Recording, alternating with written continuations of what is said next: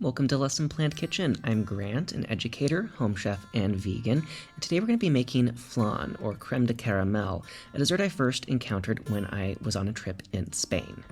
To make our vegan version of this dessert, which typically requires eggs and cream, we're going to start off with a cup of soy milk and 2 scoops of plant-based protein powder. You're going to blend those together and set it aside. To make the caramel sauce, put 1 cup of raw sugar in a pot over high heat and stir constantly to prevent scorching. Once the caramel sauce has been created, you're going to pour it into an oven-safe dish, such as a large ramekin, and using oven mitts, you'll then swish the caramel around in the ramekin to coat the sides and bottom.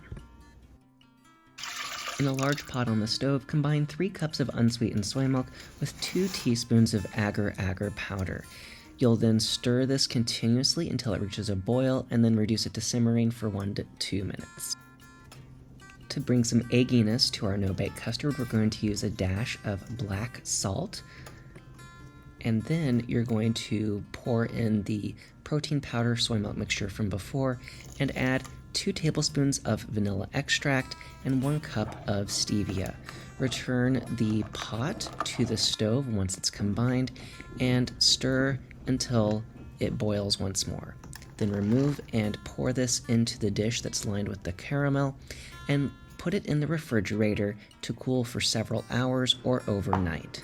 When the flan is ready, remove it from the fridge, cut around the perimeter with a knife, take a plate and flip it upside down so that the flan falls from the ramekin onto the plate and is ready for serving.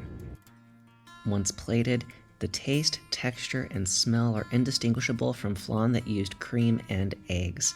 And the plus side, you didn't even have to use an oven to bake it.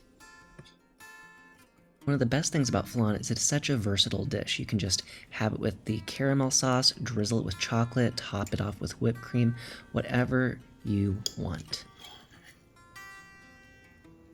And check out that jiggle.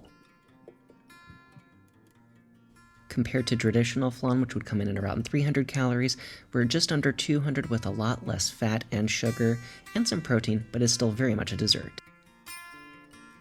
Now that you've learned how to make no-bake vegan flan, use the shopping list to make your own. Thanks for watching. If you enjoyed this video, please be sure to like, consider subscribing, and share it with friends and family who'd be interested. More on lessonplannedkitchen.com and here on YouTube.